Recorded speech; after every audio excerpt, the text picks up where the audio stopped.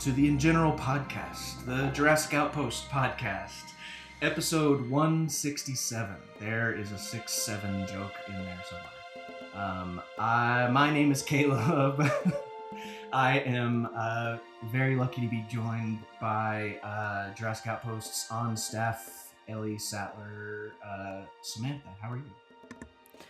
That's high praise. I don't think I can live up to that, but thank you. I'm doing well. How are you, Caleb? I'm good. Don't worry. I have high praise for our next guest too. Right. Our on staff blood sucking or non blood sucking lawyer, Corey. How are you? I knew that was coming. It's the second you just started talking about us being different characters from the movie. And also, I think that's my intro for like every podcast. Yes. No, thank you guys for joining.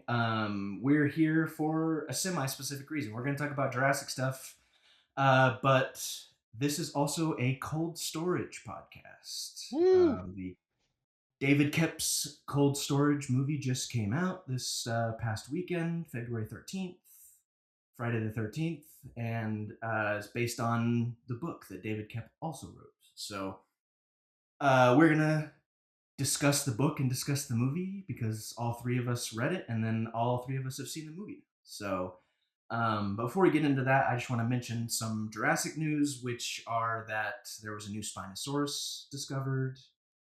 So go check that out. Science Magazine, all over social media. It has a cool unicorn crest on its head.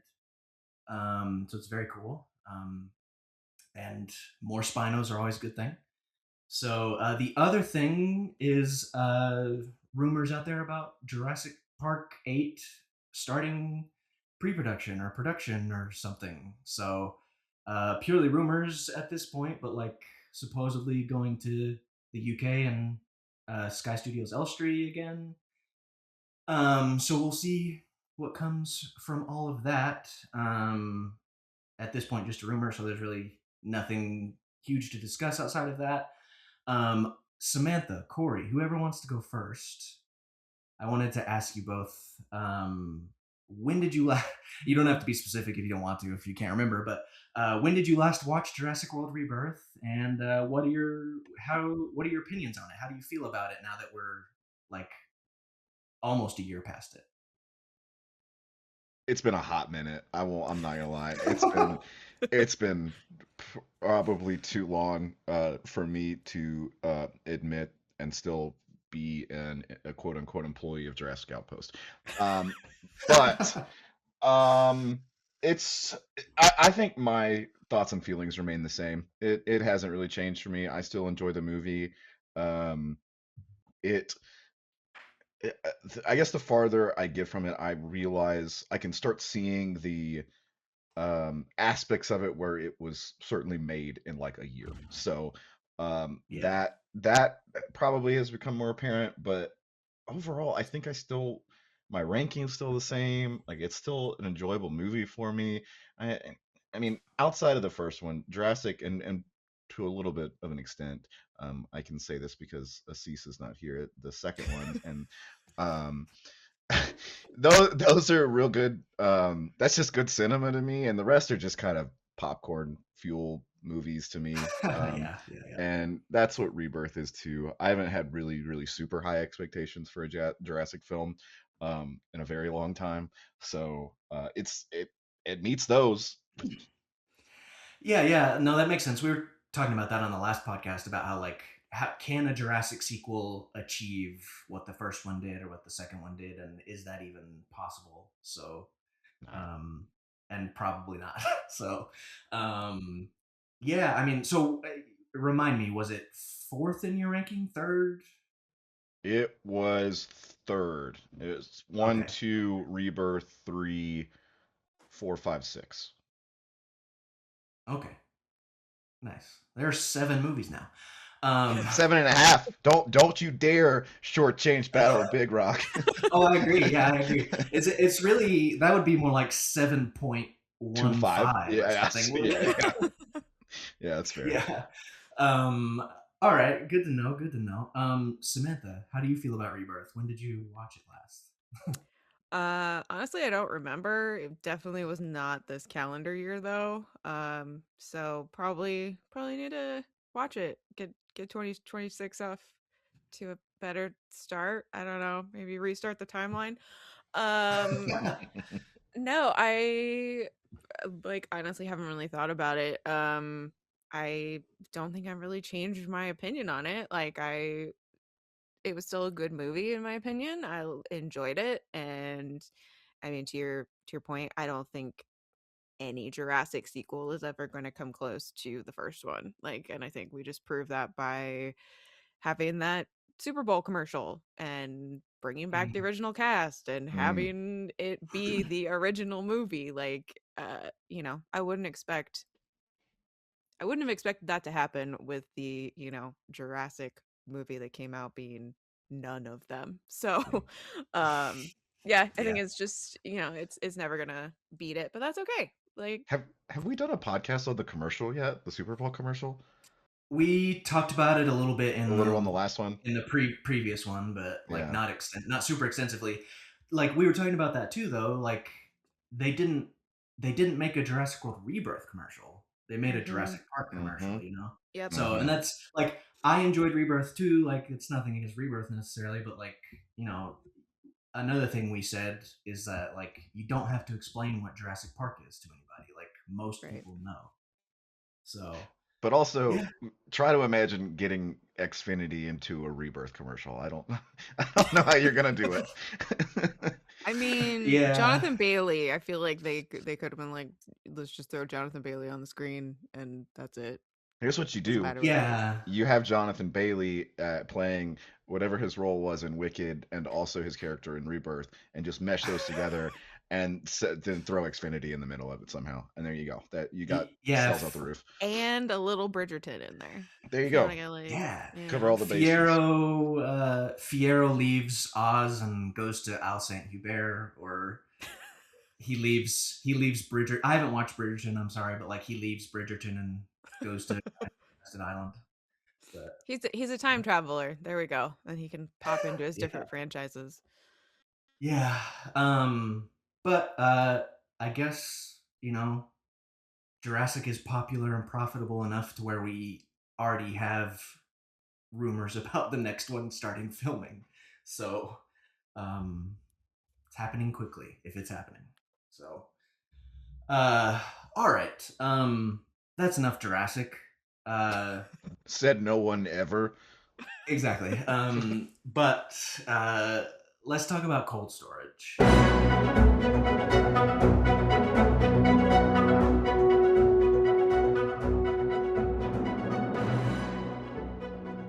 All three of us have read the book by David Koepp. David Koepp also wrote the screenplay for the movie, and I liked his little credit in the movie. It said based on the novel written by like it was a really I don't know, really full credit for him. So whichever one of you wants to go first, just your immediate feelings about the movie and your immediate reaction. Yeah, I had a great time, and I think I was texting Corey about this after I saw it, but I was like, that was so much fun. Like, and yeah, I mean, pretty much what I expected, like from the trailers and just the vibes it gives off. Um, had a great time. No complaints, honestly. Yeah, Corey? I agree. I did not go after, especially in the trailers. I did not go in thinking this was going to be like, oh my God, we've got Oscar worthy ready. Cinema. This is this is cinema. I did not go in with that expectation, which was absolutely the right move because I came out just thinking that was so much. That was just a blast to watch. Like it wasn't. Mhm. It didn't take itself too seriously, which it could have done and probably ruined it. Yeah. And the acting was done really well, and Joe Keery and Georgina Campbell are just great. They're fun to follow around in basically a haunted storage facility kind of thing. Mm-hmm. Yeah. Yeah, for sure. That's my immediate reaction too. Like it was just I had a lot of fun. It was a great time. It was just like it was funny. It was also funny, which like Mm-hmm. Mm. I don't know if I would say there's as much humor in the book, but like, yeah. So, No, but I don't think I was thinking about this after we saw the trailer for the first time, and I don't think horror novels always would translate well into like super serious movies. mm, So I think it worked well that they made it a little bit funnier and campy more than like this is a very serious virus that's exploding thing every 5 minutes. They played yeah, into who they cast, I think. I think that was a big part of it Yeah. because with Joe Keery, yeah, like him Hmm. right coming off of Stranger Things, like he's more geeky isn't the right term, but like annoying, I guess, in Cold Storage. As Georgina Campbell's character puts it, loquacious. Um, but yeah, yeah. so he's definitely more loquacious than he is in Stranger Things, but he plays the same type of dude. Like it's just Hmm. that Mhm. like lovable sidekick kind of guy. And Hmm. I think as soon as they cast him, um, I don't know if it was before or after, but they certainly played into what he does well. Hmm. Yeah, I was gonna say the same thing. Like Joe Keery had me laughing Hmm. throughout the Hmm. entire movie, and it was just it. Sometimes comedy just doesn't work in a setting like this, but I felt like it all really worked. And also like Liam Neeson, um, and I feel like him doing the Naked Gun movie Yeah. probably Hmm. sort of influenced like the tone of this and like the tone of his character. Hmm. But all of this sort of brings up a good thing that I want to talk about, which is like, how did you feel about the movie as an adaptation of the book? Like, how would you rate it as an adaptation? Because they changed some minor things, but yeah, whoever wants to go first, how did you feel about it as an adaptation? I think that the things that they changed were actually good things that they changed. One of the first things that I mentioned to Sam that I thought was a good change was there's a weird plot line at the beginning of the book where Liam Neeson's character is like flirting with having an affair with Sosie Mhm. Bacon's character on the airplane when they're flying out to this Australian town where the virus starts. Um, and that is just completely scrapped. Like they all just meet in Australia. There's no plane, no Hmm. nothing like that. It was weird in the book and unnecessary, and um, it it just didn't happen, which I thought that was a really good change. Yeah, I agree. Yeah, that was one of the first thing I noticed. I was like, oh, there was no. I mean, I don't know if everybody feels this way about it, but like I agree. Like there was no weird age gap romantic thing at the beginning, you know. So that was a Yep. good change for sure. But Samantha, how'd you feel about it? The adaptation. Yeah, no. I pretty much agree with you guys. There were some changes, but yeah, it's gonna happen, and I think definitely that one was a good change that stood out. Um, I read it years ago, so nothing was like glaringly like, oh, they really, really changed this. I think at the core memories of reading the book, they got to like the heart of it. So I think it was a good one. I'll tell you the one thing that they Yeah. didn't change that honestly annoys me from the book and annoys me in the movie too, because it's so unrealistically dumb. And I say that about a movie and a book of a virus that infects people and turns, or a fungus that turns people into zombies. Yeah, for those who are listening and don't know, Cold Storage is a book about Right. a a fungi that was on a space station that crashes back down to Earth and mutates into a humanity destroying entity. Think And Last of Us, but it's just kind of funny. yeah, and then it gets left in a storage facility and forgotten about. So, but yeah, Um, the part that I find more unrealistic than the fungus is the fact that they found the stupid, or that they got a stupid nuke from somebody's home. Like, like why? How David Koepp? There's got to be better writing than that. You don't. People are not storing nuclear bombs in their houses in their basement. It's not. Listen, Corey, it's 2026 in our news cycle. I kind of believe it. I I yeah. don't. I don't want to believe it. Let me put it that way. fair, fair. I mean, like a badass government agent like Liam Neeson's character. I mean, I guess, but like, I don't know. Get your nuke somewhere Um, else. That's all I'm saying. yeah, or I mean, his partner too, like maybe her. But um, what was I gonna say? No, I that is now that you mention it, like they do like I enjoy the way that it's like referred to as item number 7 or Yeah, whatever it is. yeah. Yep. Um, I think but they do that yeah, in the book too. I think they like yeah, yeah, it. yeah. They keep referring to it Yep. as like item number something until we Hmm. figure out that it's a nuke. Yeah. And I enjoyed the casting for Liam Neeson's partner too. Her name escapes me. Trini, Um, Trini. Yeah, yeah, yeah. And like I think it's cool. Like Joe Keery's character's name is Tea Cake, or his nickname is Tea Cake. tea cake, Like Travis. Okay. in a book to movie adaptation, I could see someone changing that. Like that's really weird. But It's a they weird kept name. going. Yeah. Samantha, you'll appreciate this. When um Trini first appeared on screen, I'm not gonna lie to you, I literally thought it was the general from Chuck, like the whole time. Like Oh. I went home and like, Similar vibes, is yeah. that her? Like she looks so familiar, and that was the only person that I could like reach onto. Was like, is that the general from Chuck? Um, who yeah. which It who wasn't, by the way. plays that character? Who plays It's that character in Chuck? I don't know. I oh, looked it up. It's it's, so it's Leslie Manville in the movie yeah. Yeah, yeah, yeah. in Chuck. It is no, not Chuck Yeager. I don't. Diane Beck. Oh no, that's her name in the show, General Beckman.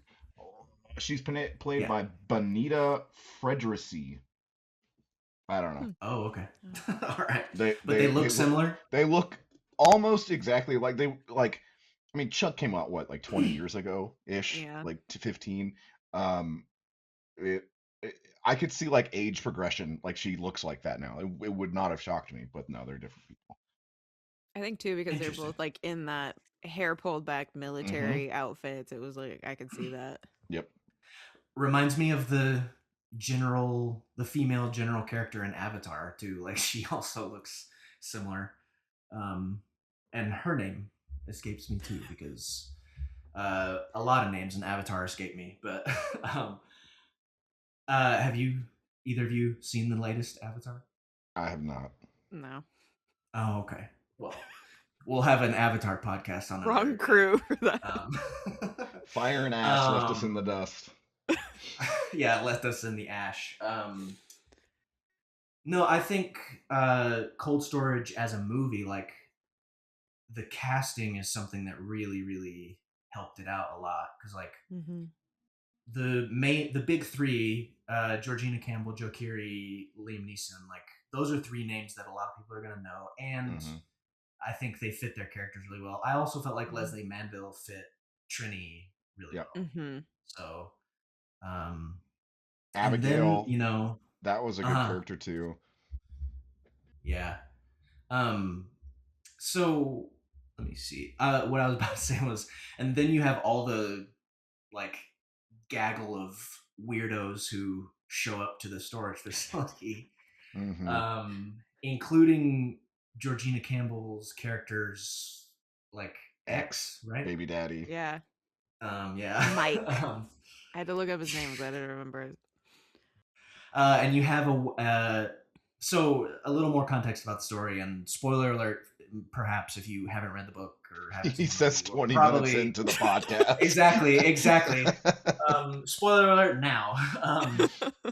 But like we're probably going to go into some spoilers. So where was I? Oh, so just a little more context about the story. So like the fungi stays in the storage facility for decades and is forgotten about, and then the climate changes, the temperature increases. It's kind of the main thing that causes security issues where this fungi is being stored.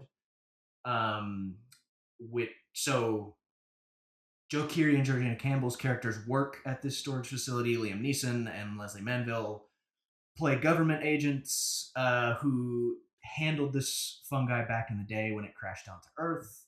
Um, and then characters who are connected to those four sort of show up to the storage facility for for random reasons. Um, so yeah, Georgina Campbell's ex shows up, and the disgusting stuff ensues with the cat. Um, so Cat man. I enjoyed that. So and here's another thing. Like so, at the beginning of the movie, um, it says I don't remember exactly what it says, but it's like, "Pay attention, this shit is real," or like it's on the screen. Yeah. Yeah.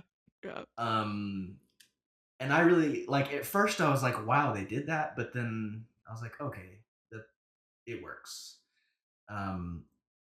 Like, and then with the cat thing, and when her ex gets there, like it sort of flashes back and shows you how all of that happens. Hmm. Mm-hmm. um there's another big flashback, like when Joe Keery and Georgina Campbell get down to where the fungi was being stored. It's like, how did this happen? And you get a flashback there. Like, did you guys like that method of storytelling? Like, or how did you feel about I liked it because I remember thinking, because like I said, it's been a while since I read the book. Um, but I remember thinking when Mike pulled the cat out of the trunk, I'm like, how did that cat get infected? Like, I don't that? know Exactly, what. yeah. And then I was like, that's really weird if they don't answer that. And then it answered it. I was like, well, okay, this is great now. So like, Exactly. it it I think it actually is an effective method of storytelling because the question was asked in my mind like actively and then it got answered and I was like, okay, great. Yeah. Yeah, I had the same thought. I was like, I do not remember an infected cat coming in. Like, what is this? I Yeah. thought it was contained to the cold storage. Why is it? So yeah, I was like trying to figure that out the same thing. But I do enjoy like those how in some different TV shows and movies they'll go, oh, here's how it all happened, and quickly show you like how all the things are interconnected and really quickly just like, oh, and now we're here. So I thought that was fun.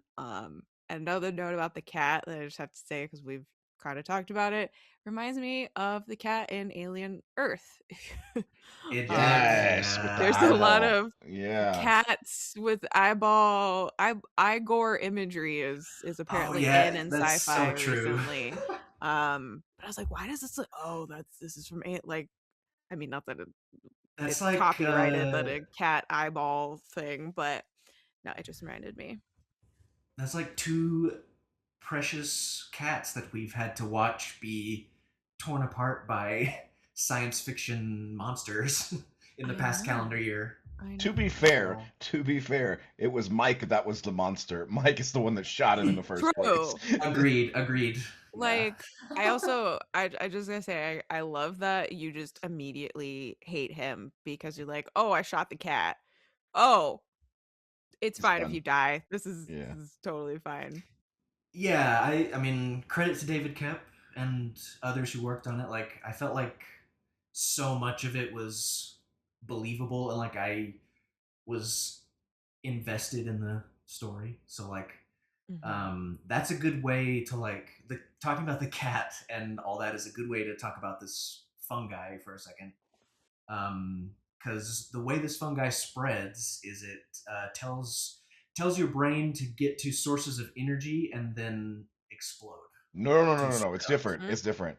It tells your brain to get to high ground and then Oh, okay, explode okay, because it wants okay, to So it can explode and spread yeah, to the on highest to yeah, on the ground. the wind. okay. Yes, okay. But then, so with the deer, the exploding deer, um, MVP character. yeah, I like that fucking deer just opened the fucking elevator.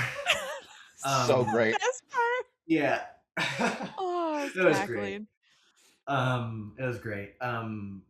But like, so with the little bit of dialogue there where they're like, "Oh, it's learning new ways to spread," because the deer kind of runs at them. Like, I thought they Hmm. handled that really well. Hmm. Um, but that is, I'm gonna you guys share your thoughts, but this movie is absolutely disgusting. Please discuss. Please discuss the disgusting. Yes. Um, yeah, I mean, I agree. Obviously. But I think uh it was done so it wasn't too graphic, if that makes sense, because like it wasn't like It's not everything. gory. It's not. It's disgusting, but not Yeah. Yeah. gory. Yes. There's So no real like blood. Yeah. Yeah. right, So like everything is either like the decayed bodies or it's green, really, because anytime anything vomits or explodes, it's that green pussy fungi stuff. So it wasn't yeah. like, oh, this is just body parts everywhere. Like, oh, it's a deer carcass and green jello, kind of. So it wasn't like scary, Right. but it was still Yeah. still gross. It's you see the bodies and the anatomy like bursting, Hmm. and you see at least one character's head explode. So Hmm. Hmm. into fungi. So, um, but that's a way that I thought that the movie really honored the book is just how it was like I was grimacing and cringing at like the fungi and all of it throughout the movie. Like it was really effective. So My theater Hmm. was laughing at the whole oh thing. Hmm. yeah. Every time somebody exploded or there was something gross, like everyone was laughing, which made the experience better for me, just because That's fun though, yeah. it Yeah. was super fun. Like, I mean, you mentioned it's way funnier than it honestly has the right to be. Hmm. Um, I think the line that got the most laughs in my theater, and Sam, we already talked about this one, was when uh freaking the grandma was like, "Is that COVID?" Yeah. Which is hilarious to me. And because what it really shows is I looked up this film was actually filmed in 2023, so it's a little more right on the esque or the end of COVID, the cusp of Yeah. COVID than Yeah. it is now. But I mean, the humor still works. Oh yeah, yeah. There was some good humor that wasn't outright humor too. So like I think at one point either the old woman or someone says like someone sees someone who's infected and there's like he's got COVID or Yeah, something. yeah. Like I think it says twice. It happens twice, doesn't it? But yeah. Does it? Um, Maybe. I don't I remember. don't know, But yeah. but like is definitely apt. Like I enjoyed how it commented on society a little bit. It didn't shy away from that. Yeah. So For sure. um It was no probably one the of the more funny, well, not that COVID is funny, but one of the better done, like, oh, this happened recognition thing, but like while not taking it too seriously and just keep going. yeah. I think it's funny that someone would like see a fungus eating someone and be like, "You've got COVID." Like that's just Well, ridiculous. it plays So like funny to us watching it, but like Yeah. if you put Because your we're head in the mind, yeah, traumatized. if you put your head in the mindset of like people that are in the movie, like the grandma, and she says like, "Is that COVID?" Like she means it super seriously. It's just funny to us. yeah. Well, I was gonna say the old woman is one of my favorite little characters in the She was movie. funny. Vanessa Um, Redgrave for yeah, it's people. Vanessa Redgrave. Yeah. She was in the first Mission Impossible movie. Like she's She's in a lot been of in a cool lot of stuff. stuff. Yeah, that's why Yeah, when I think her name popped up at the very beginning and I was like, "Wait, what? There how many people are in this movie?" Mm-hmm. yeah, um, yeah, and she just kind of slips out the back door. So Good for her. Good for her. yeah, totally. That's what I mean. Yeah. So yeah, trying to think. So the other characters come in when this other slimy asshole employee of the storage facility wants to sell some TVs out of a storage unit. Just Um, like the stupidest criminal scam. Like, I mean, I know they had to get people there, but I was like, this makes no logical sense. But all right, you're all gonna die anyway. It's fine. yeah. And I mean, just chaos. Like honestly, there's a point in the movie where it just turns into chaos, which you know, I think David Koepp is good at writing that kind of thing. Like, so I've been having this thought around Cold Storage, and he's got another book out recently, right, Corey? Aurora? Is it Aurora. Aurora? Yep, I Okay. read that one. And like apparently the film rights for that were I already don't. being discussed. Maybe. I mean, it could. It's. I would say it's probably about as cinematic as Cold Storage. Like you could turn it into a movie pretty easily. Let me look it up. Let me see if they are gonna turn it into a movie. I liked it, by the way. The book, the Aurora book, is pretty fun too. Okay, yeah, I was gonna ask. Netflix acquired the rights to it in Yeah. 2022. Wow, wow, But okay. but it says but the project is no longer moving forward. So Oh, well, I don't know. It said it Somebody was else can pick it up. yeah. look at this. The adaptation well, I don't know if this is true. Formerly directed by Catherine Bigelow. I don't know what they're talking about there. Never mind. Ignore that. I don't know what they're talking about. I was gonna I was Don't Is gonna that the really AI excited. overview? be. I Yeah. was gonna say, don't be reading that AI shit at the top. Yeah. Yeah. It's Um. wrong. Anyway, no. So, the reason I was bringing that up is because like a thought I've had around David Koepp and the movies he's had made now or written, and like some of them are starting to be directly from his own novels or his own books. Like, do you Hmm. feel like he's in the same? Like, do you guys get Crichton vibes from all of this, or am I off? I get like Diet Crichton. Like it's not quite That's I was it's gonna say Crichton yeah. Light.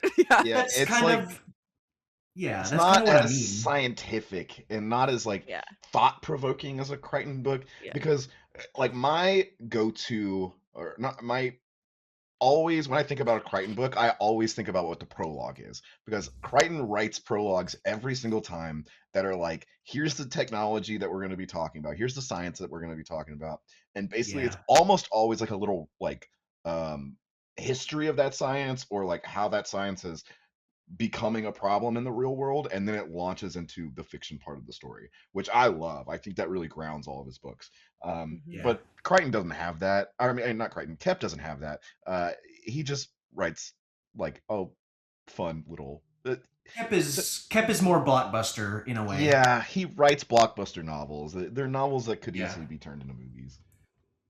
And I yeah, and think I mean, that there's nothing wrong with that, but No, yeah, yeah, I think that lends more to also it's like Cold Sword in particular and comparing it with like Michael Crichton's books, it's leaning more into the horror genre.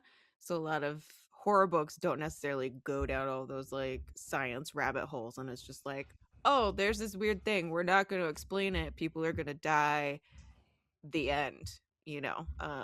So I think it still yeah. I works well mean, though. yeah, Crichton. A lot of Crichton books sort of educate you and then like Mhm. set you down into it, and Mhm. so that's a really good point. So, but like, it's really interesting to me that like both of them are capable of writing these books that get enough attention to be made into movies and all of this stuff. So like I don't know, Kep sort of feels like a Crichton Light mini successor. I think he's the closest we've I'm got. yeah, that's kind of what I mean too. Like I think he's filling R.I.P. to Michael Crichton. He was died way too young. Um, but like I think Kep is like filling the gap in like books or movies or culture maybe sort of in a way that Crichton did back in the day. So Yeah. I um also think it's funny because we talked about this at the beginning, but even though it was cut out of the movie, the awkward younger woman, older man, yeah, like flirty was in Kep's book, is also usually in Crichton's books. correct. Uh and they usually both get cut out. So You're not wrong. another similarity there. Alan and Ellie are the best Jurassic couple. for Hands Koepp up. on that. With that, with David Koepp has also just been writing movies lately. Not writing the book first, just writing movies. So like, how do y'all feel about Koepp in general? He just wrote Jurassic World Rebirth, which we were talking about. Like, do you think he'll return? Do you think he should return to Jurassic and write another movie? Like, how y'all feeling? With, I mean, and I think like with cold storage in mind, with all this shit in mind, I guess, like without just Rebirth in mind, maybe. Yeah. No, I mean, I don't think I would say no, never come back, obviously. Because we enjoy his writing, his screenplays. Um, but when we're bringing it back to Jurassic, I don't want to say like, yeah, it always has to be Koepp now that's writing it, because I think that's gonna just drive us down one little, silo and not get any other viewpoints, new fresh takes on things. Um, so he could come back. I wouldn't be mad. Maybe collaborate with somebody else, get some fresh ideas in there. But yeah, wouldn't be mad at it. I agree. I always want to see fresh opinions. That's how franchises like this stay alive. Besides, Fast and Furious, which seems like it won't die. But this is a tangent, but I don't think I've ever had a more sad day when I heard that they were trying to merge these two franchises, and I thought that was the end. I thought that was it. But anyway, I'm glad that didn't happen. Yeah, he can come back. He's fine. There's nothing wrong with David Koepp's writing. But fresh ideas are always appreciated, I think. They're not always good, but I like to see their swings at it. The saddest day of your life was when you heard Fast and Furious was going to merge with Jurassic. Yeah, when they were kicking that around as an idea, because that is, to quote Jurassic Park 3, no, 2, don't fire me. That is the worst idea in the long, sad history of bad ideas. Yes, correct. You are correct about that. But we were talking about the thing we were actually talking about, I guess, is Koepp coming back to Jurassic, and yeah, I'm in the same boat as you, Sam, as you, Corey. Like, I love Koepp, but I would be okay if he did not come back, or if he collaborated with somebody. I hadn't even really thought about that. And then like, I don't know, somebody maybe Gareth has worked with in the past or something might be better. I don't know. So Yeah. Yeah, we'll see. They're gonna Yeah. keep pumping out movies until they stop making money, which is gonna be never, and then maybe they'll come back to HBO and make a series based on the book. I don't know. One can dream. yeah, would you guys be in for a HBO series adaptation of the first book? Oh yeah, I would. A Yeah. more faithful one. Not that I'm saying that the movie is bad. It's great. It's fantastic. 10 out of 10. Hmm. But uh, following the book and making it HBO like more R-rated, I'm in. Absolutely, absolutely. Just as long as they don't Game of Thrones it or cancel it after 2 seasons and never complete it, then yeah. Maybe, yeah, yeah. That That's always I HBO HBO scarred me has far too many times with uh, series, so I don't trust them anymore. they they have not stopped doing that. There's a series called Duster on HBO last year that was so fucking good, and they just canceled it after one season. And it's Hey, just the like, pit's well, good. That's yeah, ER. We can relate it to ER. There's Michael There we Crichton go. reference right there. We can there, cash it in. yeah, there we go. I was just thinking how they canceled Westworld. Yes, That's exactly. true. That's what I mean. Is what they just canceled Westworld. But they could do a limited series, Yeah, just like good Yeah. miniseries. Yeah. cap it.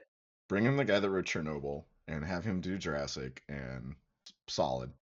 Chernobyl is great. I very much agree Listen, with once that. again, pitching the Crichton universe. Someone make it. You can just have a bunch of interconnected miniseries. It's based on all of his work. Mm. The Crichtonverse, Yeah, yeah. Comic Universal. Season of Are you are Season you of Congo. listening? Season of Congo. Yep. Season of Yep. Congo. Stephen Ray Morris told me, Sam, that you and him are rereading Congo. We are, and we're gonna podcast about it next month. But yeah, we're trying to do a Crichton reread. So good. You know what my response to his text message was? Hmm. It was, I will never forget as like an elementary school age child reading about an eyeball hitting someone in the chest in Yep. Congo. Uh-huh. Yep. Uh-huh. That's what So Michael Crichton books will do to you, like when you read them at a young age and you're like, "Oh, I remember this forever." The movie did yeah, that to me. Uh, Like, yeah, Sure. it's yeah. so watching it now, it's so dumb. Like, so it's not scary at all. It's not even It's a remotely classic, realistic. Corey. What are you But talking about? I watched it and like I remember the way when I lived at my parents' house when I was younger, where I watched it, where I sat on the couch, you could see like there was a hallway going back to all the bedrooms, and I could see that hallway where I was sitting, and I just was imagining a gorilla emerging from the darkness of that hallway, and I'm like, I can't live Amy, here the anymore. gorilla. Amy. Oh Yeah, gosh, Tim Amy. Curry. Tim Curry, Mm. always legend. Amy. That's the mutant in Jurassic World Rebirth, right? Mm-hmm. That's Amy. Mm-hmm. Good old Amy. Oh, Distortus Rex. No, the like how horrifying Congo is at times, like how horrifying Jurassic Park and the Lost World books both are at times, like, and then like how terrifying Cold Storage is. Is Aurora like scary, or is it It's just not. suspense? It's it's not. I don't remember it being super scary. I probably read it like a year ago. It's more like apocalyptic Mm. than Mm. scary kind of thing. Um it's basically like s- the premise of the book is a sunspot happens and like all electricity is lost from the world, and like how the world deals with it. It's especially this like one household deals with it. Mm. Is there any like body horror elements like cold storage in it? Yeah. No, not that I remember. It's just like interpersonal conflicts and stuff like that.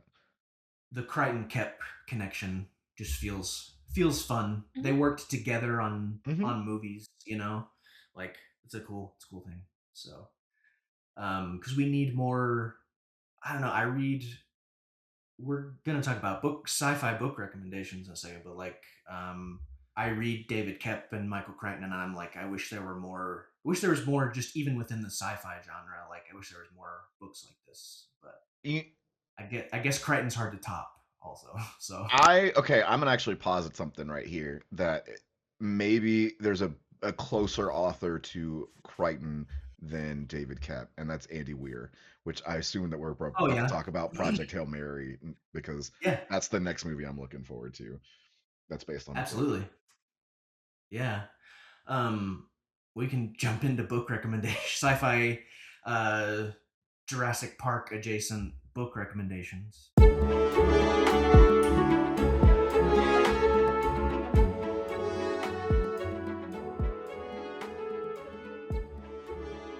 Andy Weir, I think, is a good one. Let's talk more about him. I was just gonna say Ray Naylor. Mm. Do you know that name, Samantha? It's very familiar. What is? Okay, he's so on the last cold storage podcast we did, Mm-hmm. because we were talking about David Koepp writing Rebirth. We talked about a book called The Tusks of Extinction. Oh, that book.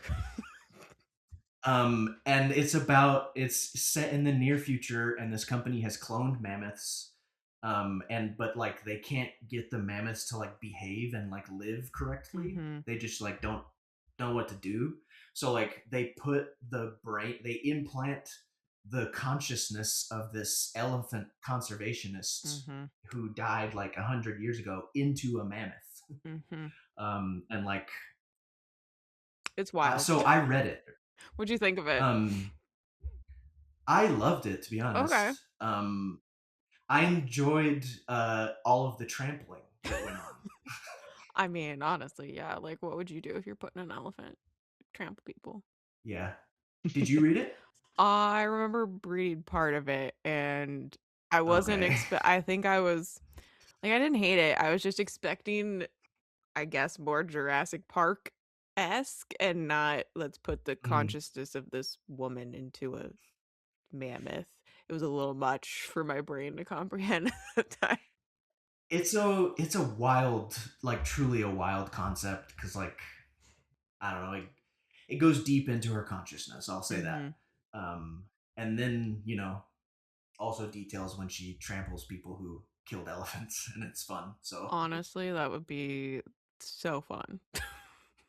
Corey, tell us about Andy Weir and Hail Mary and The Martian and what else? Artemis. Um, Artemis. I read Artemis. That one's a little bit different compared to Project Hail Mary and the Martian.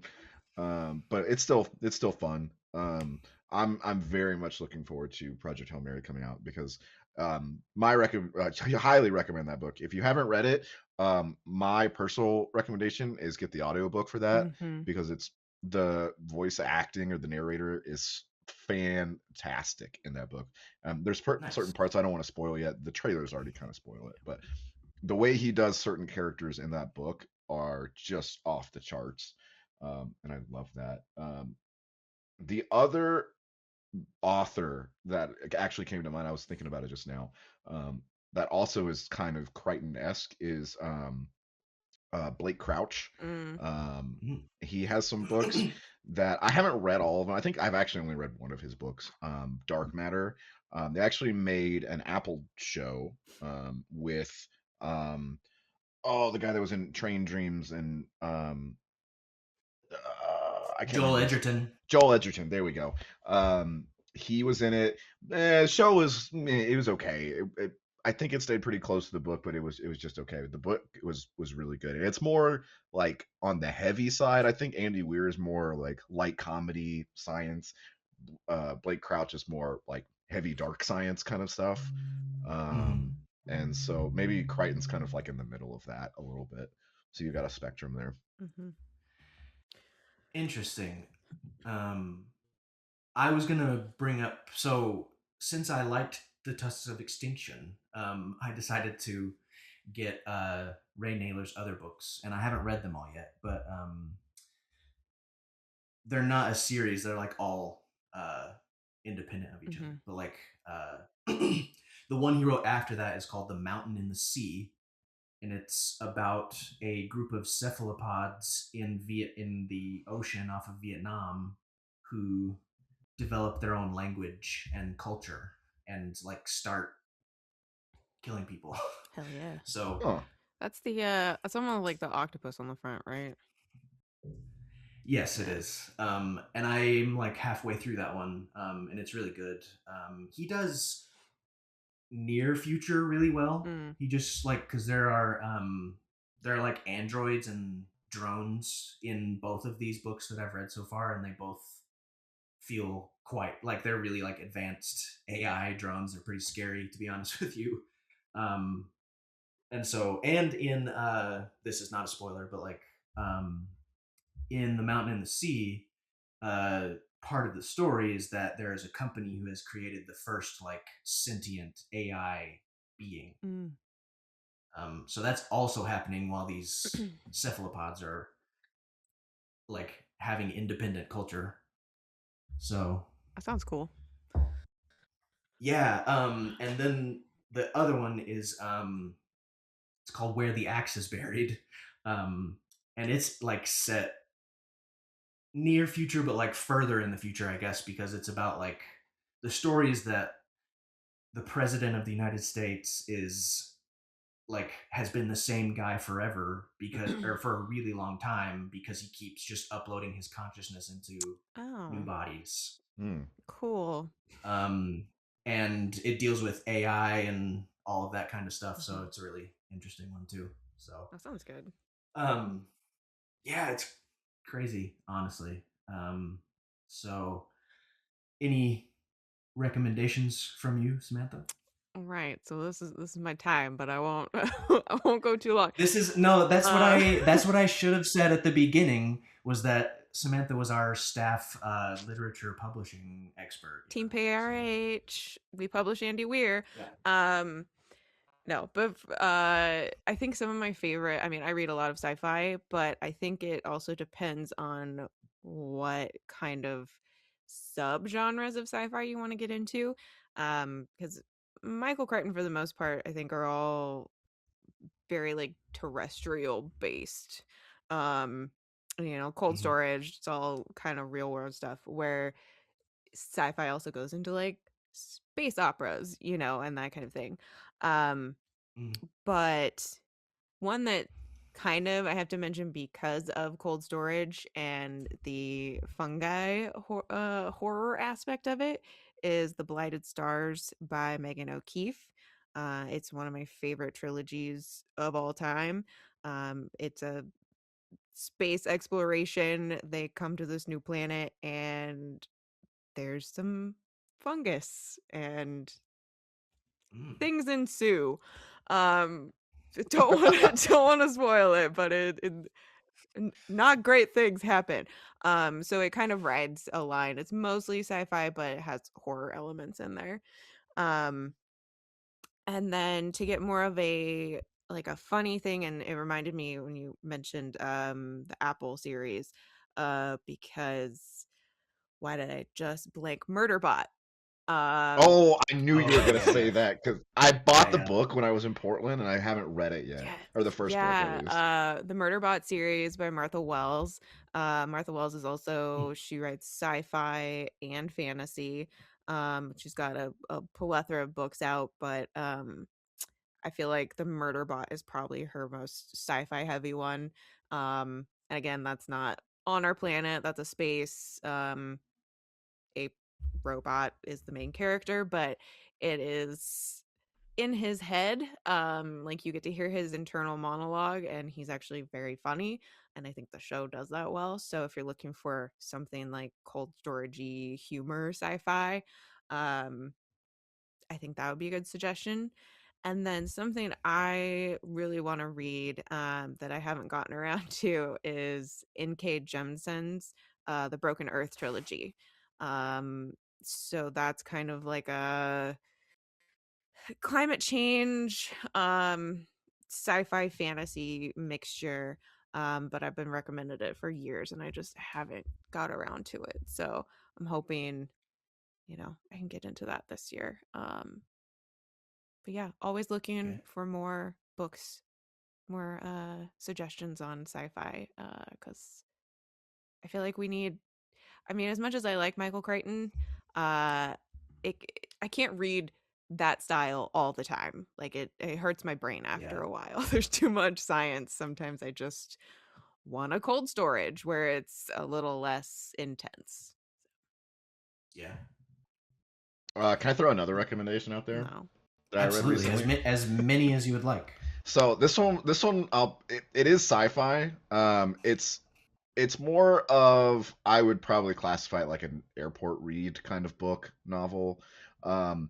But it's a novel. I'm gonna mispronounce the author's name, but John Scalzi. Oh yeah. The book's called The Kaiju Preservation Society. Mm-hmm. I I loved this book for one particular reason that I actually didn't even notice until halfway through reading it. Is they never put a gender on the main character. So whatever you have in your mind of what you're picturing this main character whose name is Jamie is, that like it's totally up to you. They do not put any sort of pronouns with them. It's always they're always either referenced by first name or they. And I didn't even Cool. catch it until the middle of the book. I just had my own like image of who I was thinking of in my head. And it was something that I had never seen done before. And when it finally dawned on me, I was like, wait, I don't know what this person is. And like I Googled it and it's like a thing that was done purposely, which I thought was really, really cool. Yeah, that's That cool. is cool. That's really interesting. Um, Sweet. Samantha, did either of you watch the Murderbot series, TV I series? did, yeah. I didn't. Was it good? Was it a faithful adaptation, etc.? Um, so yes and no. I'm not gonna get on a soapbox, but the I think Alexander Skarsgård did an amazing job as the murder bot. But going off of what Corey was saying about the main person being ambiguous, kind of, um, Murderbot is not a gendered being. They are a human look-alike, but because they are a security bot, really. Their purpose is to make sure the humans that they're in charge of don't die. Um, they don't have genitalia. There's no need for any of that. So while they keep that um Ken doll kind of look for Skarsgård in the show, I would have appreciated more of like non-binary looking pics for the quote unquote murder bot actors. But having said that, I think Yeah. it was really like the how they did um his internal monologue and the humor he really nailed. I think how Murderbot like talks to himself in his head and would rather be watching TV shows than guarding these dumb humans kind of thing. And yeah, it was a lot of fun. It was very I think it was well done because I remember when I was reading the books, it felt like I was reading something that would easily be a TV show. Like it was kind of in episodes and all the books are except for the I think the last one are all novellas. So they're in like bite-sized chunks. So it was I think it was really adapted really well, minus that one Okay. gripe. Yeah, no, I get you. I mean, I think uh, robots not having gender helps us treat them like robots, kind of like you were saying, and I think that is a good thing. Yeah. Yes. So, And there it goes into a um, little more into the books, but there is the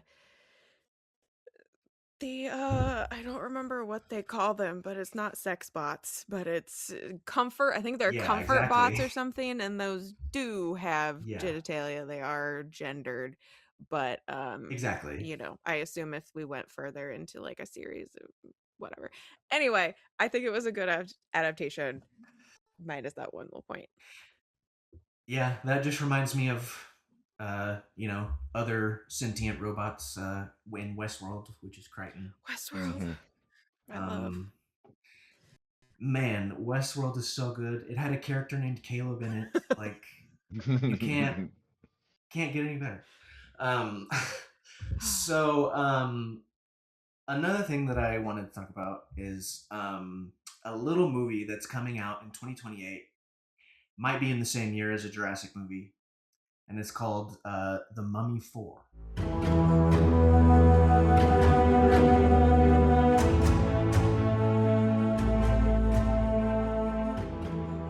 Yes, let's go.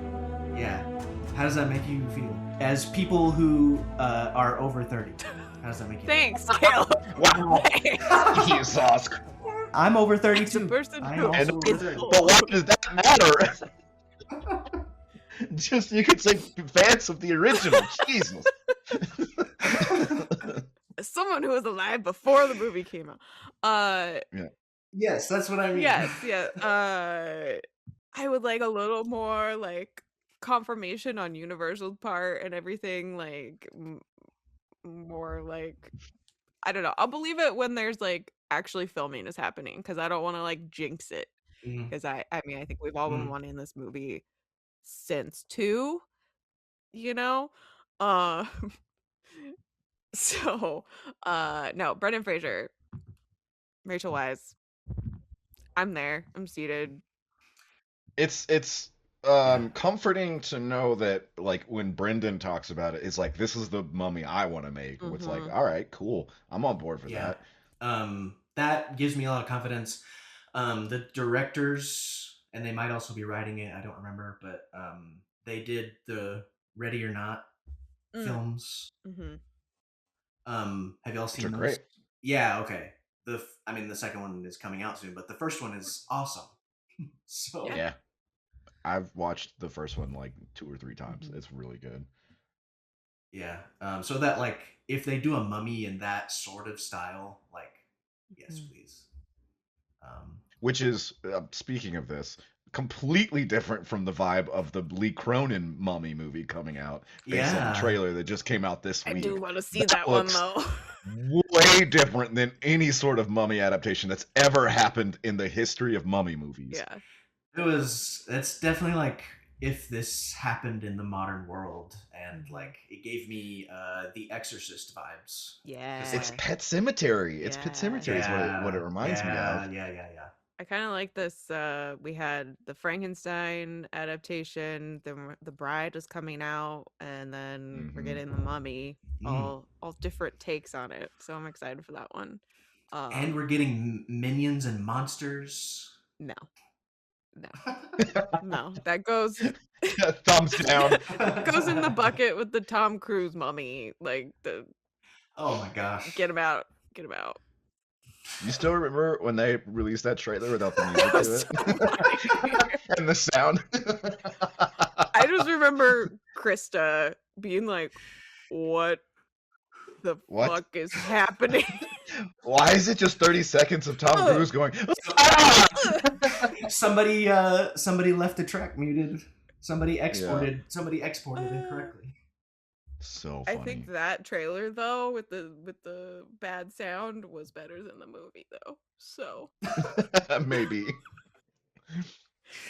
Oh yeah, I did not enjoy that movie at all. it's bad. Um, But hey, But Jake a link Johnson. to Jurassic. We got Jake Johnson, and I can't remember the person who played the actual mummy, but I think she did a good job. It's She- it's Ghost, isn't it? yes. Hannah No. John something? Oh No. no. It's not. What is her name? Oh, what else has she been in? She's been in a ton of stuff.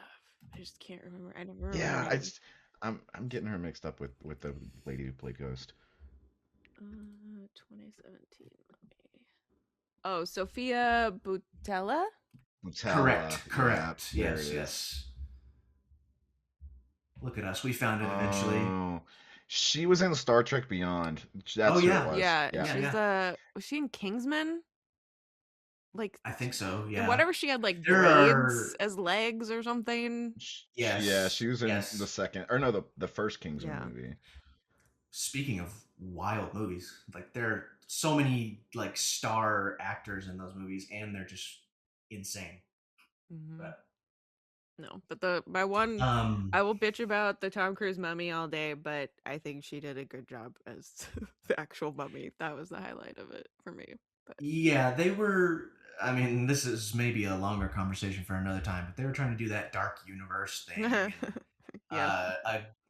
And a certain guy who is not a great person was supposed to be the Invisible Man. Mm-hmm. And what else, man? But instead, we got the better Invisible Man movie, the Lee Wannell movie. Oh yeah. That movie is great, yeah. And I was just gonna say, like, for some reason, Russell Crowe was in this dark universe, wasn't Because he was supposed to be Dr. Jekyll, Jekyll. Mr. Hyde, Oh, and he yeah, was gonna okay. be like the overarching. We gotta Nick Fury this. For some the reason, they big would have bad, Jekyll and the Hyde. big boss. Yeah. Is that the official term in the MonsterVerse? Something. Like that. Something. Isn't it fun to talk about silly film projects? Anyway, why was Tom Cruise in The Mummy? That didn't ever make sense to me either. Why is Tom Cruise in this movie? Because he's Tom Cruise. Because he was running out of franchises to be in. Yes, that's correct. He needed another one. Listen, Tom Cruise going to Fast and Furious. That's fine. Oh my god. Oh gosh, Fast Forever, March 2028. Trying to outrun a car. Oh my gosh. No, I think that Tom Cruise is going to be in these new Avengers movies. What? I think that he's going to show. Like, people have been talking about Tom Cruise being Iron Man for a long time, and like I feel like His time has passed for that. If the MCU was the 90s, sure, have at it, Right. Tom sure, Cruise. yeah, but No. but what I mean is like they're bringing so many people back for those movies. Oh, Well, like a there was the camp. rumor that he was gonna be in like Multiverse of Madness. Like that was a big Mm. rumor when that was coming Yeah. out, and then that didn't happen. I'm just glad that they've got the original X-Men back. So The good ones. Yeah. Also, and we can continue talking about the Mummy, but like the Mummy Returns. Excellent. the- Another franchise with an It's, excellent sequel. what is it, 25th anniversary, right? When did that movie come out? Jesus I think Christ. that's right. I think that's right. I think I just saw an interview with The Are we Rock really about that. that old? Is it the same year as Jurassic Park 3, 2001? 2001. Yep. Hell yeah, that's what I'm talking about. Listen, and then 2028 Josh was saying this in our chat. 2028 could repeat 2001 with a Mummy and a Jurassic and a Fast and Furious. I don't care about that one, but first two. Yeah. Oh, we shade Fast and Furious so much on this podcast. Because it It's all deserves it. about family. Oh man, listen. I'm someone who will tell you that Tokyo Drift is the best Fast and Furious movie. Well, okay, let's not go hands too down. far now. Which one would you say is the best? You're gonna sit here and look at me and tell me number 3 is the best when there's a movie that goes into space? Are you kidding me? They go into space? No, I'm Yes. kidding. What? They Yes, go into, yes. it's 9. 9 they go into No, space. I think it was 8. Was it 8? See, that's It how was, many there are. I just can't keep exactly. track. It's 8 or 9. It was when the Dominion prologue was in theaters with it. Oh. Yeah. The thing that never actually made it to the movie. The fun. Well, it's just Right. chopped up, yeah. But yeah, there's a tangent to go on. But yeah, Mommy, Brendan Fraser, Rachel Weisz. Give me it. Give me. Yeah, I'm in. And honestly, I'll be sitting in theaters for Fast Forever because I just want to see what happens. So Yeah, I mean, I am too. As much as I shit on it, like I'm gonna be there. yeah. I'll maintain my Just hater like status seeing and them. stay away. Yeah, I mean, I can't blame you, but you know, it's like watching an actual car crash. It's that because that is what it is. I think I've seen the Universal like tour, that portion of it that's a Fast and Furious. I've seen that more times than I've seen any Fast and Furious movie at all combined. And that's a fun topic because they took that out of the studio tour. Nixed What it. is it now? And They don't get to they have a got rid park? of it was like a full ride in Orlando, and they are axing that as well. Oh, R.I.P. But the new Fast and Furious roller coaster is in Hollywood. See, that makes sense. That makes sense to have a roller And coaster. then I think they're building a similar thing in Orlando. So, Oh. but I still don't like the tram tour of Fast and Furious because there's a helicopter that's the size of Vin Diesel in it. I know it's supposed to be a drone, but it looks like a helicopter, and he's hanging off the rail of it, and it's his size. Mhm. He's the same size as the helicopter. Mhm. Yes, it was always like I enjoyed it the first few times. Yeah. And like for some context, like the studio tour is something that like you go on every time you go. Like it's a staple ride, and like so When you there's need to always sit a lot. down.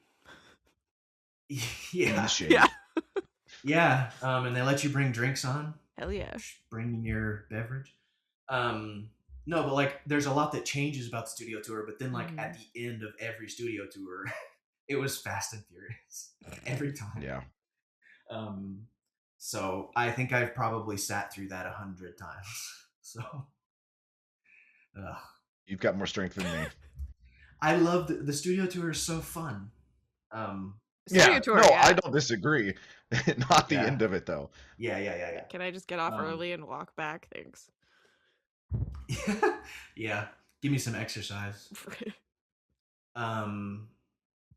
Yeah. No, the Fast and Furious coaster in Hollywood is insane. It goes around the escalators. Oh. It's Damn. nuts. Okay. Huh. So, and the cars like drift. It's wild. Oh. As long Anyway, as they don't touch so the I guess what I'm saying is like I feel like the roller coaster is at least better than the studio tour portion. Oh, 100%. Makes so much more sense to have a roller coaster be car related. Yeah, that's true. Yeah. I just thought of a good question to ask you both. So the Jurassic Park ride in Orlando is closed right now for refurb. Hmm. And I don't think it's like out there whether it's like whether they're changing it to Jurassic World or if they're just like really giving it a facelift. If you had the choice or the decision, do you want them to change it or do you want them to keep it? Keep it. Keep it. Okay. Yeah. There you go. What about you, Caleb? Keep or change? I would keep it. It's a special ride.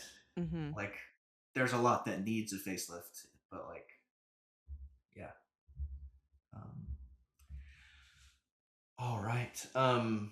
Is there anything else about cold? This is sort of a cold storage themed podcast. Was there anything else about cold storage you guys wanted to talk about? We hit a lot, so but Um, yeah, well, I guess we should talk about how it's performing, which is unfortunate. that's Um, true. Yeah. go if you've made it, this long into the podcast and are still here somehow, go watch Cold Storage. It's not doing well. I think in the first week it only made like $1 million worldwide, Yeah. which is bad. It Which is not great. Objectively, it It it's was objectively bad. it was only in 1,000 theaters in the U.S., which is like Yes, yeah, and it horrible. opened. it Such should a have had bad It move. opened it against should have had way Wuthering more. Heights. Like it didn't stand a chance on Valentine's Day Oh, weekend at all. Samantha, this is Jurassic Park Book Club. Are we gonna discuss this Wuthering Heights movie? No, no, we're not. If you're gonna see it, it's not a romance. Just so everyone knows that. Oh But gosh. I don't suggest seeing it. I Sorry. not that this means that much, but my minor in college was English, so like I've read Wuthering Heights. There you go. I've read Jane Austen, lots of Jane Austen. I took a literal semester long course Hell about yeah. British literature, and I'm I'm not a fan of this adaptation, but If you yeah. want to watch Jacob Elordi, just put on Saltburn and be weirded out for an hour and a half. Put on And then, Frankenstein. yeah, you could do that too. That one was nominated for an award, I Yeah, guess. no. Frankenstein was really great. I really enjoyed Frankenstein. Frankenstein's amazing. And I will just say, Wuthering Heights, if you're gonna adapt a classic, like choose your lane. Either stay close to it or just go like 10 things I hate about you. Like Oh yeah, do yeah. completely separate.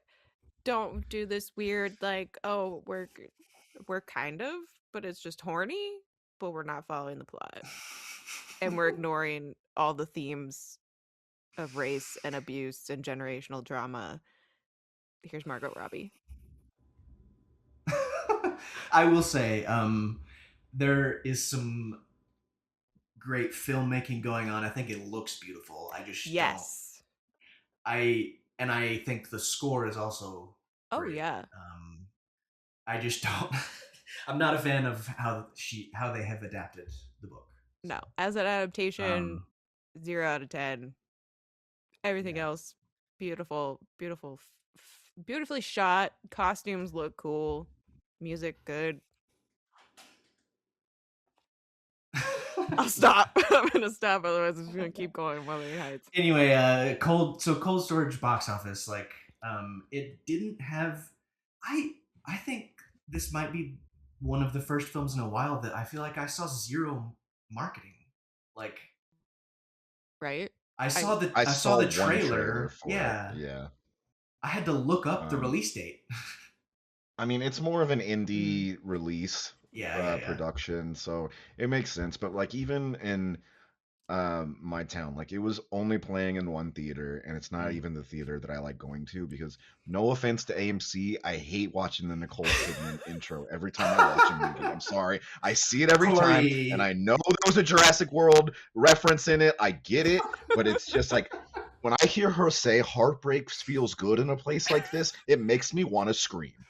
Corey, you traitor. No, I'm just kidding. Um, I as an AMC A list person, I it's it's part of the ritual, you know. It's part of the thing.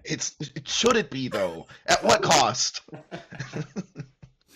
Anyway, so it was only it wasn't even that's I mean that's relatively important. Like you had to go to a different theater than you would want to see it, you know. But Yeah. It's it is what it is. I mean, I'm glad at least it was showing because, for all of its problems that Primitive War had, like it wasn't even showing in any of the theaters around me. So I had to wait till it came out on VOD to see that. yeah, um, I mean, But somehow Markiplier gets theaters across the country and makes millions of dollars. But, who am I? Who am I to talk about that? I yeah, didn't see that, so I have no room to that was crazy, and criticize it. I wanted to see it. I just didn't get around to it, unfortunately. But um, yeah, I wonder if like cold storage is expanding into more theaters, or if they're just kind of staying the same. I'm not gonna lie, it's probably gonna fizzle out. Probably. So go see it. Go see it while you have the chance, if it's on a theater near you. It'll Yeah, probably be on VOD agreed. like pretty soon, I would assume, too. Yeah,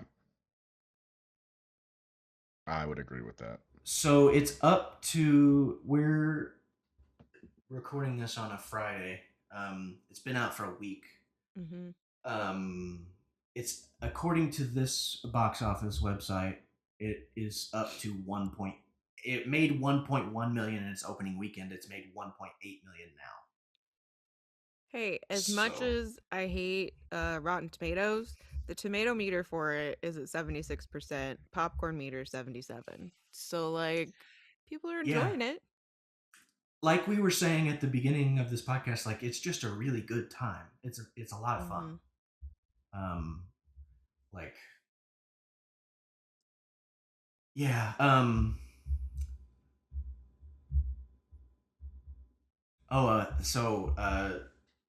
It was nostalgic for me at the beginning of Cold Storage to see the Samuel Goldwyn Films logo and that little Oh, fanfare. Like I was yeah. like, oh, this feels like I'm watching a movie from the '90s or the 2000s. Because they made like I'm trying to think of some things that they did, but like I'm looking it up right now. yeah,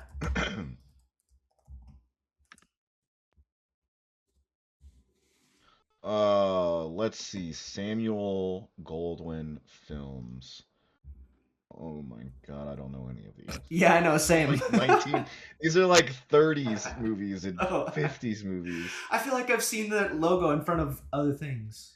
Yeah, I feel like. Oh, okay, here we go. Here we go. This is let's see. I don't know any of these movies either. They made the 2001 Cowboy Bebop the movie. Oh my. Maybe I Oh my, think they Debs, so Debs. oh okay, I've seen Debs. I Ben mean that's Hur. probably my There you memory. go. Ben No, Hur. Okay, I all feel right. like they also produce television, and I feel like I've Mm. probably seen it on a TV show or something. But anyway, uh, Yeah, nothing. on the whole box office, all that conversation, like I hope, like Primitive War has its issues, in my opinion. uh, Mhm. Oh, cold for sure. storage, cold storage. You know, Cold Storage is better than Primitive War. I'm gonna Oh say it by oh, yeah. like a Hands lot, down. a lot. agreed. Um, but like I hope that like they inspire like bigger films of the same genre, you know. Um, Yeah, I mean, I so think it's a good genre and is kind of underexplored, I would say. mm, Um, I don't probably know. because of the It's exploding fungus, but yeah, yeah, which may not be some people's cup of tea, but yeah, it was ours. yeah. Oh, I'll watch it just again. Oh yeah. yeah. I legitimately was like I want to go see that again. I want to watch it again. So I Corey, you just made me imagine drinking fungus out of a teacup. So thank you for that. You're Tasty. welcome. I mean, they have mushroom coffee and teas, so Oh, that's true. Not That far would off. be. It's just not going to take over your brain, hopefully. Yeah, don't Maybe it do. already has. Too late. Don't do drugs. Don't do fungi, kids. Don't do fungi. Yeah, this is like the worst LSD trip that you could possibly imagine. You're just going to want Or not LSD, Oh, not LSD. Psilocybin. That's what I'm trying to say. psilocybin. Yeah. to. Oh gosh. All right, guys. This has been really great. Thank you for joining me. Like as soon as I'm really glad the cold storage movie made it to fruition because like Yep. it felt up in the air for a little while. It was in purgatory for a Yeah. while. I was assuming it Yeah. was going to be canceled or something. And like for it to come together the way it did, like it's just really, I think it's really good. So Chef's kiss. yeah, for sure. Any before we get out of here, any final Jurassic thoughts? Anything you want to tell the world? Also, where can people follow you on whatever? Go ahead, Sam. Instagram, Samantha Joe 8. Final Jurassic thoughts. Cold Storage is good. Go see it. Don't see Wuthering Heights.